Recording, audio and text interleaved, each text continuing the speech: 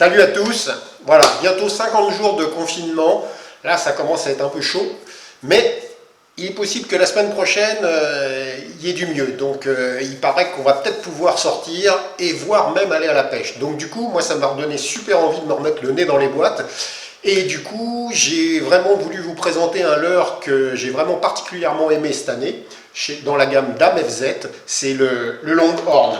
Donc c'est un leurre souple, un shad un petit peu intermédiaire, parce qu'on voit qu'il est très longiligne, tout en finesse, et avec une caudale très inclinée, et surtout une grande souplesse. Donc tout ça combiné fait que ce leurre demande très peu de mouvement pour vraiment nager, en fait, avoir du rolling, et surtout avoir une vibration à la moindre sollicitation dans l'eau. Et c'est pour ça que personnellement, je l'ai destiné quasiment automatiquement à la pêche du cendre en vertical. Mais sur un modèle 18 cm ou 15 cm, il fait vraiment l'affaire au niveau du brochet également. Et on verra en petite taille aussi, c'est vraiment bien, enfin, c'est vraiment efficace sur la perche. Donc voilà, ça c'était le 18. Voilà le 15. Vous voyez, il y a des coloris aussi assez naturels. Donc le 15, ça par un coloris vraiment terrible.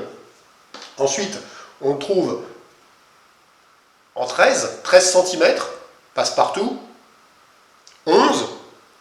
Donc là, vraiment, quand on veut chercher vraiment très light, comme en fait, et voire encore plus light avec le 7 cm. Donc voilà, je vais vous présenter ces produits-là et éventuellement vous montrer la façon dont moi je les ai utilisés cette année, et je dois dire avec quand même de la réussite, notamment sur les cendres, qui pour moi restait un poisson un peu mythique, parce que quelque part c'est pas un poisson qu'on rencontre tout le temps, il y a vraiment une approche très différente. Je ne parle même pas de la technique de la verticale ou de la diagonale ou de ce genre de choses, et donc c'est une technique qui est quand même assez secrète, on va dire, pour une majorité de gens. Donc moi je vais vous présenter ma façon d'approcher cette pêche, et donc pour pêcher en fait ce poisson qu'est le cendre en verticale ou en diagonale, mais la taille préférée avec laquelle j'ai eu le plus de résultats, c'était le 15 cm. Donc 15 cm, ça fait vraiment une bouchée pour un cendre, c'est vraiment de la rigolade. Et au-delà de ça, ce qui a été une révélation pour moi au travers des initiations ou des conseils qu'on a pu me donner, c'est vraiment de ne pas hésiter à pêcher lourd, pour commencer. Donc, parce qu'il n'y a rien de pire que de pêcher lourd et de ne pas savoir où on en est dans notre pêche. On n'est pas tous des pointures, on n'a pas tous 20 ans d'expérience en verticale ou en diagonale.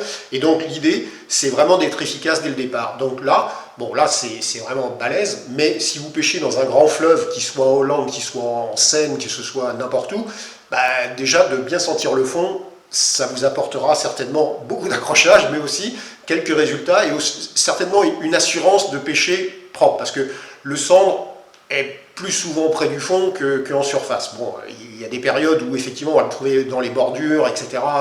Oui, soit, mais d'une manière générale, on va quand même le trouver sous quelques mètres d'eau. Hein. Personnellement, j'ai affectionné les coloris un peu flashy sur la tête, vous voyez, pour faire vraiment un appel par rapport à un leurre d'une couleur un peu plus standard, un peu plus monocolore. Donc j'ai vraiment apprécié, et j'ai eu quand même de nombreux résultats avec ce genre de coloris. Là on a une tête fait maison, mais ça marche aussi sur des têtes du commerce, il y en a de très bonnes.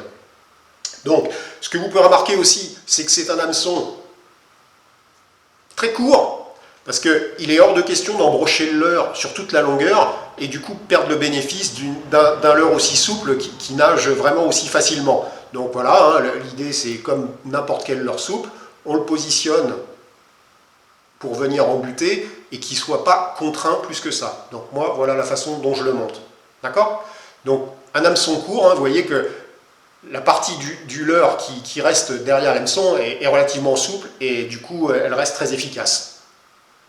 Deuxième astuce, c'est que comme je ne suis pas non plus une pointure et que le moment du ferrage de la touche du cendre est vraiment très particulière, il faut vraiment, sauf cas exceptionnel, vraiment ferrer à la touche, parce que c'est au moment où ce poisson il engame, il avale le leurre qu'il faut vraiment ferrer, parce qu'il a une capacité à recracher aussitôt aussi sec le leurre. Donc du coup, il existe parfois où il faut aussi, un peu comme pour le broc, rendre un peu la main, mais c'est beaucoup plus rare. En l'occurrence, moi je vais faire systématiquement à la touche. Alors peut-être que j'en loupe, mais en l'occurrence, le ratio a quand même bien changé depuis que je vais faire immédiatement à la touche. Et du coup, comme je vous disais, comme je ne suis pas forcément complètement sûr de mon ferrage ou bref de tout ça, je me rassure et je fais appel à un ami. Et mon ami, c'est un triple. Donc je rajoute quasiment systématiquement un triple voleur sur mes leurres. Et donc pour l'installer, voilà le triple, hein, là c'est un numéro 6 en l'occurrence. Moi, j'utilise pas les crinelles qui se nouent parce que j'ai du mal avec ça et je fais souvent des choses qui terminent en tire-bouchon. Voilà, donc du coup, je mets un morceau de tresse, quitte à me faire couper, c'est clair, mais en l'occurrence, ça m'est pas arrivé si souvent que ça. Donc, un triple, un bout de tresse, je viens positionner le triple sur le dos ou sur le ventre, ça dépend des fois, et en fonction après de la longueur, vous voyez, je viens régler sur ma tête plombée, et alors là, je ne fais pas de chichi, je fais des clés. Je ne fais pas de nœud particulier. Donc je fais une boucle autour de mon doigt, je ne sais pas si c'est très visible, que je retourne sur la boucle. Voilà. Alors, on fait plusieurs d'affilée, comme ça, et sincèrement, j'ai jamais eu de pépin. Bon, là, évidemment, devant la caméra, c'est toujours un tout petit peu plus compliqué, mais voilà.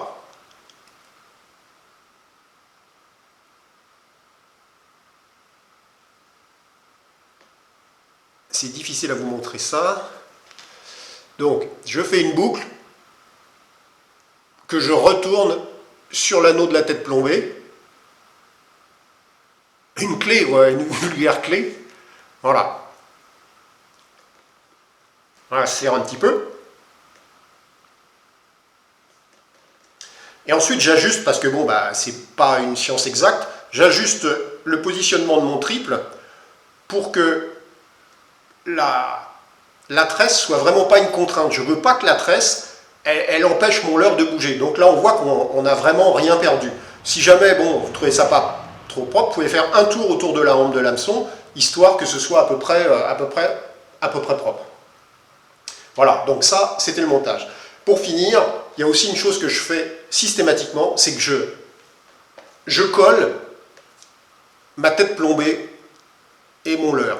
Parce que j'ai horreur des leurres qui bougent sur les têtes plombées, au bout de quelques poissons ou de quelques ferrages ratés ou ce genre de choses, on retrouve toujours le leurre comme une vieille chaussette qui pendouille sur l'hameçon, donc je supporte pas ça, puis ça me vient peut-être de la mer à l'époque, quand je pêchais beaucoup en mer, mais bref, je colle systématiquement. Donc ça c'est l'avantage. L'inconvénient bien entendu c'est que vous associez presque d'une manière définitive le leurre à une tête plombée. Bon bah après ça c'est chacun voit. D'accord? Donc ça, voilà déjà, là c'est prêt à pêcher. Parfois, je dis bien parfois, pas tout le temps, il peut être intéressant de rajouter un petit signal sonore en fait à nos leurres. Donc parfois en vertical, je dis pas tout le temps, mais moi ça m'est arrivé de faire la différence en utilisant ce genre de petites choses, un petit rattle, voilà, que j'insère dans mon leurre. Donc pour ce faire, j'ai une petite astuce, façon de parler, après en avoir déchiré une poignée, j'en avais assez. Donc ce que je fais, c'est que je me suis acheté un forêt, enfin là c'est pas un forêt, c'est les spécialistes vont m'en vouloir, mais c'est un perce-bouillette quoi en fait, en gros, et donc d'un calibre assez important pour pouvoir enlever de la matière, parce qu'en fait il faut quand même réussir à enlever de la matière. Donc en fonction de la taille du leurre, eh bien, présent mon forêt, parce que ça marche aussi avec un forêt, au départ j'avais mis un forêt, je le plante au départ, et puis ensuite je le visse dans le leurre. Voilà, en gros je fais ni plus ni moins que de forêt, et puis voilà, et du coup vous voyez, enfin je ne sais pas si vous voyez très bien, mais je crée un petit emplacement, et en le retirant, j'enlève de la matière qui sera remplacée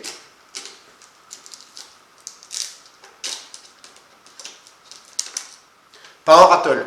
Alors le rattle, ça c'est pareil aussi, hein. C'est comme les suppositoires, hein. Ça se met pas, y a un sens en gros pour le mettre. Voilà, vous l'insérez. Et ce que je fais aussi, c'est que à la fin, je mets une petite touche de colle de glu. Et ensuite, je l'enfonce. Alors là, faut être assez rapide parce que la glu a tendance à être, elle, bien plus rapide que nous sur le plastique. Voilà, et mon bazar est positionné. Donc là, on le voit à l'intérieur. Vous l'entendez peut-être pas, mais sous l'eau, ça fait vraiment une vraie petite différence. Donc, c'est pas toujours le plus efficace, mais parfois ça fait la différence. Donc, gardez-le à l'esprit, ça peut être une bonne alternative. Et là, donc, vous avez un leurre qui est prêt à pêcher. Donc là, j'ai pas coupé en fait l'excédent devant. Allez, on va dire, je fais 5 cyclés. 5 cyclés en serrant aux intermédiaires. Et puis voilà, donc là il est un tout petit peu détendu, je vais le retendre un petit peu. Voilà. Donc voilà, là vous avez un leurre qui est tout à fait prêt à pêcher en vertical. Ensuite, pour la technique, moi ma référence, c'est effectivement de toujours garder à l'idée que je suis près du fond. Alors certains puristes vont vous dire qu'il ne faut pas toucher le fond, d'autres vont dire qu'il faut toujours garder le contact avec le fond. Bon, il est clair que c'est un poisson qui est quand même relativement souvent à l'affût, posé ou au repos sur le fond. Donc, avec l'habitude, au départ, vous allez vraiment toucher le fond, toucher le fond, toucher le fond. Si vraiment vous raclez le fond, à ce moment-là, il faudra changer une tête plombée un peu moins lourde. Et ensuite, vous aurez cette sensation, vous êtes effectivement près du fond. C'est-à-dire que vous ne serez pas obligé de taper sur le fond systématiquement. Des fois, ça fait de l'effet, parce que ça vient taper dans le sédiment, ça vient remonter des saletés, et du coup, c'est quelque chose qui peut agacer ou qui peut attirer. Donc, voilà, ça, c'est des stratégies qu'il faut essayer au fur et à mesure de la partie de pêche, voir ce qui est le plus efficace. Mais avec ça, déjà, vous partez sur une base, tac, vous prenez contact, vous remontez, surtout vous ne redescendez pas tout de suite, et vous redescendez petit à petit, vous fermez le triangle tranquillement. Et vous répétez ça tout le temps de la dérive, si vous êtes en bateau ou en flotte, tout le temps de la dérive sur le poste qui vous semble intéressant ou sur lequel vous avez des échos. Parfois, il ne faut pas hésiter à remonter un petit peu plus. Alors là, je ne suis pas encore vraiment complètement un expert sur cette pêche-là, mais j'ai remarqué que parfois, en remontant un tout petit peu plus haut que les 10-15 cm qu'on fait, et ben, parfois, la descente est un peu plus longue et ça peut être tout à fait efficace. Donc ça, c'était pour mon approche de la pêche en verticale. Donc, ce que je retiens, moi, c'est que je plombe bien plus que je le plombais avant, parce que, quelque part, je pêche mieux. Alors après, c'est peut-être pas ce qu'il y a de plus efficace, mais au moins, je pêche mieux la zone, et j'enregistre des touches néanmoins. D'accord? Coloris flashy orange, parce que je trouve que ça fait vraiment un appel par rapport à un ensemble qui est relativement, on va dire, mat, monocolore. Donc voilà. Le triple, parce que, voilà, pour pallier à mon manque de rapidité, ça peut des fois sauver la mise. Éventuellement un rattle pour les réveiller. Des fois, ça fait la différence, c'est quelque chose que j'ai remarqué. Et puis ensuite cette fameuse technique. Alors il existe aussi d'autres techniques qu'on peut même utiliser avec ce genre de montage. C'est une forme de diagonale, c'est-à-dire qu'au lieu de pêcher en vertical, vous allez le lancer au loin. Toujours pareil, vous allez attendre de prendre contact. Pour ceux qui ne savent pas, quand on prend contact, soit on le sent, on a une canne suffisamment sensible et comment dirais-je, assez longue pour qu'on puisse tendre, soit vous voyez votre fil qui va se détendre d'un coup. D'accord? Donc vous prenez contact. Vous pouvez attendre quelques secondes parce que parfois vous pouvez aussi bien tomber au bon endroit. Et puis ensuite, vous animez votre leurre à la manivelle. C'est-à-dire que canne haute, vous donnez 3-4 tours de manivelle histoire de décoller. Et ensuite, vous ne faites plus rien. Ce qui se passe, c'est que soit avec votre dérive ou avec le courant, le leurre il va faire sensiblement le même trajet que quand vous êtes en vertical, quand vous le montez et que vous le laissez descendre tranquillement, là c'est un petit peu pareil, sauf que vous allez jouer avec le courant qui va passer devant vous et le leurre va redescendre tranquillement et comme ça vous êtes actif, vous êtes en action avec une action quasi verticale à distance, on va dire, si vous voulez lancer, si vous êtes du bord par exemple. Et après, il existe aussi d'autres techniques style diagonale, avec peut-être moins fortement plombé, mais qui en fait est un peu la même chose, sauf que vous gardez en l'air votre leurre, et surtout vous descendez tout doucement via le courant, vous êtes en train de dériver, et en fait vous gardez à distance, tant que vous ne sentez pas, vous prenez pas contact avec le fond, il faut laisser descendre, laisser descendre, laisser descendre, et ensuite vous faites comme un rappel, si je puis dire, et vous restez un petit peu en l'air, et hop, vous redescendez tout doucement, tout doucement, tout doucement. On voit bien que c'est toujours un petit peu la même approche, c'est-à-dire qu'on va avoir un leurre qui va être sur le fond ou très près du fond, qu'on va solliciter pour le remonter, et qu'on va laisser redescendre tout doucement, tout doucement, tout doucement. Encore une fois, ce n'est pas la science absolue, parce que moi je ne suis pas vraiment un spécialiste en la matière, mais néanmoins, cette façon de procéder, je me la suis appliquée et j'utilise ça avec des résultats. Et du coup, j'en reviens à ce fameux leurre, le Longhorn. Du coup, ce leurre qui n'a pas besoin de beaucoup d'énergie pour se mettre en action, il est très adapté parce que vous avez bien compris que, hop, une levée, le leurre se met en action. Vous laissez redescendre, il y a du courant ou une dérive, et bien le leurre, il va se mettre en action. Donc du coup, vous n'avez pas à le secouer pour qu'il bouge ou quoi que ce soit, ou ramener vite pour qu'il bouge. Ça peut aussi marcher, hein, je ne dis pas le contraire. Mais en l'occurrence, quand vous êtes dans cette stratégie, la moindre sollicitation, reprise dans le courant, relâchez, votre leurre va pêcher tout seul. Et le fait de pêcher lourd va vous aider, pour ceux qui ne sont pas encore complètement au point sur cette technique, va vous aider à maintenir, à bien savoir ce que vous faites. Et ce qui est important, c'est la présentation, c'est la façon dont vous le faites. Après que vous le fassiez avec 30 grammes ou avec 7 grammes comme le font les plus aguerris, ou 10 grammes comme le font les grands spécialistes chez nous, ça c'est encore autre chose, c'est à l'usage que vous allez y arriver. Mais voilà, c'était en gros un petit topo sur le Longhorn monté pour la verticale ou la diagonale ou le lancer ramené. Voilà, mais écoutez, j'espère que ça vous aura intéressé. Si jamais vous voulez plus de précision sur des détails, etc., n'hésitez pas. Et puis, à très bientôt, j'espère bientôt au bord de l'eau. Voilà, allez, ciao!